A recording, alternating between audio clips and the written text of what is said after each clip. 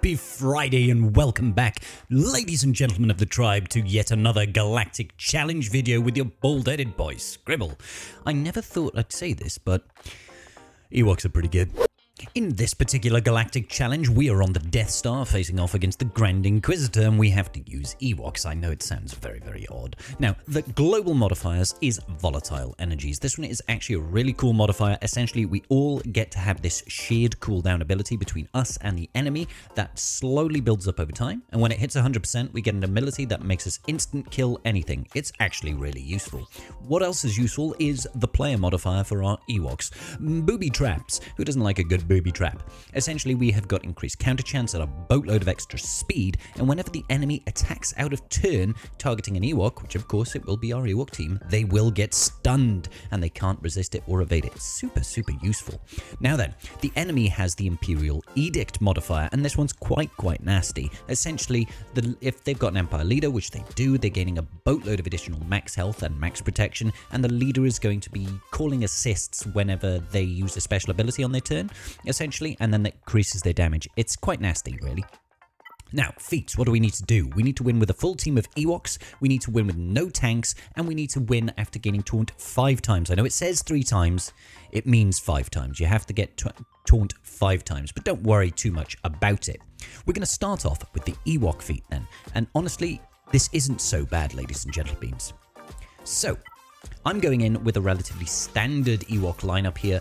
Chief Chirper as the leadership. Obviously, I have his Zeta on there. We're using Princess Nissa, Wicket, Paplu, also a Zeta on Paplu, and we're throwing in Logray. I did do some remodding, but not a lot. Essentially, I remodded Princess Nissa, and this is very important. You want a lot of potency, and you want a lot of speed on her, alright? Potency and speed, that's the name of the game for our girl Nissa. Over there on Papa's, we're just giving him a boatload of speed, as much speed as you can, and then put protection primaries on him where you can, alright? So I put protection primaries on the triangle, on the cross, and on the circle. The rest of it was just full-on speed. Didn't change anything on the modding on Chirper, Wicket, and Logray. I have them at Relics thanks to Galactic Legend Leia. You can see the mods over here are really not very good on Logray. I haven't even looked at the mods on Chirper. I doubt they're even like 6 stars. No. We've got some level 12 mods here on Wicket, and we still were able to get it done. Let's go over the footage then. Alrighty, so what we want to do, or what I like to do, is I like to use the stun as soon as we can with Nissa. So Nissa is going to target Grand Inquisitor, and she's going to use her second special, and that is going to land a stun on Grand Inquisitor and stop him from getting that torture out immediately, which is very useful. Alright, controlling him, then we have to worry a little bit about that 7th Sister because she will gain turn meter. So you should really do the mass assist on 7th Sister. I was just winging it. I did this first time. Look at all those dots. Now, this part here is key. Using that AoE daze with Logray, we want to get daze on 7th Sister. If you don't get it on her, you probably want to restart. Because essentially she has a chance to gain full turn meter when we attack an Inquisitor ally, alright? So getting that daze on her will shut her down completely, giving us free reign to focus exclusively on the Grand Inquisitor. Now, what I should do here is use the first special with Paplu to get that taunt up, so that when Grand Inquisitor takes his turn, he's going to use Torture on Paplu. I got lucky here and he used it on him anyway, but if it's you, make sure that you go ahead and taunt with Paplu at the start, alright? Paplu's Zeta helps keep him alive here because all those debuffs actually heal him up. Next up, every time we have an opportunity to call to assist, you want to be calling Nissa, alright? Because when Nissa attacks out of turn, she has a chance to apply dots, as you can see, against the Grand Inquisitor, and that's going to really help us actually kill the enemy, alright? So the other thing that I would say is there's a lot of TM control and there's a lot of TM generation on an Ewok team. So there is a high likelihood that you will be the person that gets to use the Volatile Energies special ability for an instant kill. I actually use it here going up against Trilla. I can't remember, was she 2nd Sister? I can't remember. So yeah, 2nd Sister. So we use it there, get rid of her, and then I can strip back turn meter here. I'm not using it on GI because I think 10 dots with his current health pool will be enough to kill him outright. Next up, I think we go for 7th Sister because I feel like she's the second most important character to get rid of. Grand Inquisitor, I'm pretty confident, dies to dots. I know it's a sad case for the Grand Inquisitor. He's not so grand anymore.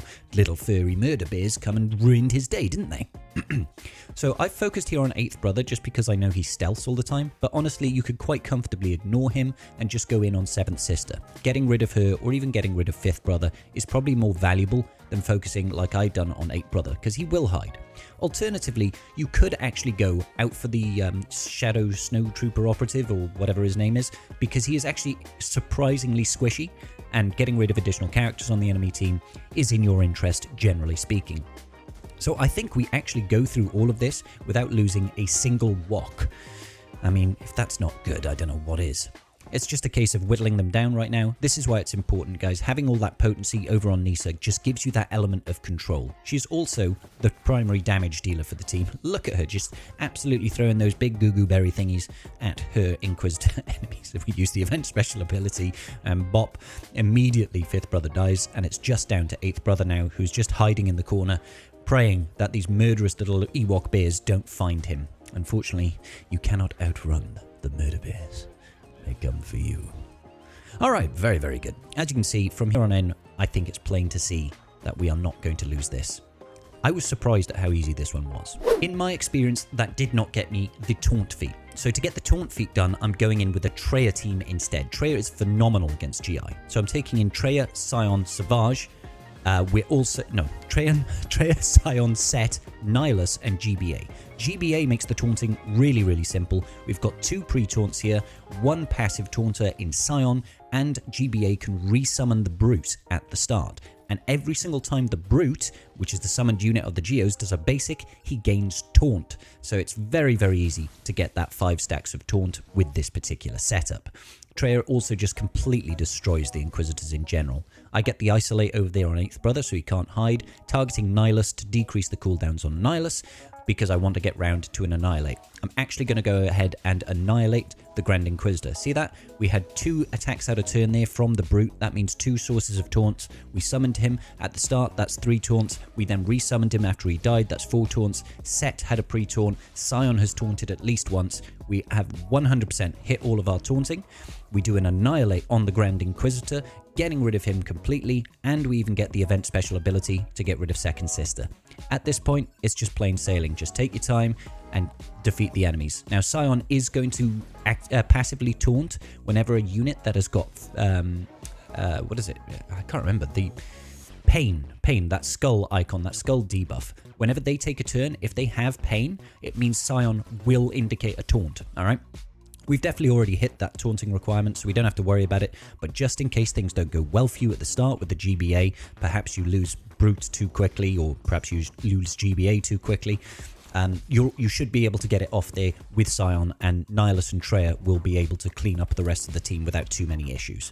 Alright, smashing. So this is why I like to make sure the Isolate is on 8th Brother, so we don't have to also deal with the Snow Trooper Operative, or whatever he's called. And there we have it. That is going to be our easy way of getting our taunts done without too much fuss. Taunt 5 times, not 3. One guess as to who I'll use to get the win with no tanks. It's a Galactic Challenge video and it's your boy Scribble. Of course it's going to be CLS. We just go ahead and stun the Grand Inquisitor, and then we go after 7th Sister because I don't like her very much and her face irks me. And you'll be surprised at how quickly these exposes just chew through this enemy team. We kill this team so quickly that the event special ability doesn't have the opportunity to actually get off cooldown, which I find to be quite humorous, truth be told. It's just a case of Grand Inquisitor, then I focus down 7th Sister, and we just clean house. We just absolutely clean house. 8th Brother, thinking he can get stuff done. He's wrong. I'm very, very sorry, 8th Brother, but your time has come. Chupio is about to get mad. Prep. There we go.